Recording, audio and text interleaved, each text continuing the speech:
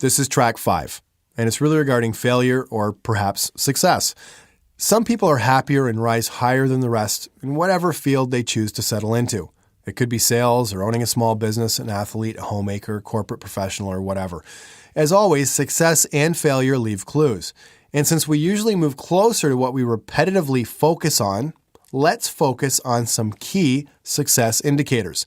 Now, these next 4 points, they're my personal beliefs, but they generally do hold true for successful people.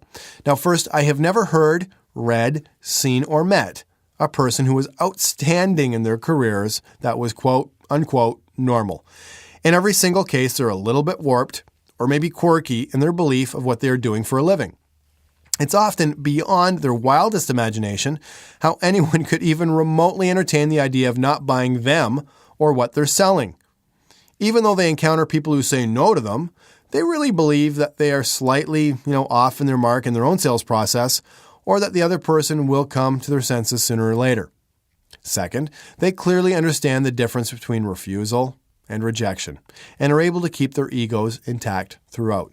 Now, children understand this intuitively. My 2 children, Alexandra and Brandon, are perfect examples of this.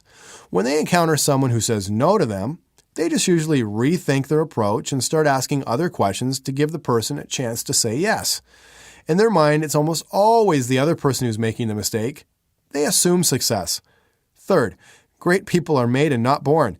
I've read the birth announcements recently, and I noticed that women give birth to boys and girls.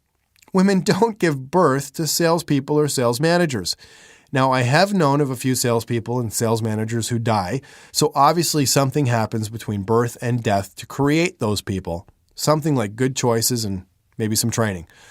Fourth, they always believe that the person they are helping or selling is the big winner. Now, most of us do not have the commissions from our sales in our pockets a year after the sale. But most of our customers do still own and enjoy the product we sold them a year later. Obviously, they are the big winner in the transaction, and this strong conviction allows professionals to proceed with enthusiasm and friendly force. The great ones seldom have that loser's limp. That walking body language that just projects low self-image, poor energy levels, zero enthusiasm, and boredom. Sometimes we have to fake it till we make it. And since top performers are always looking up towards their next level, this is probably the most important point of all. Well, another interesting statistic for you here.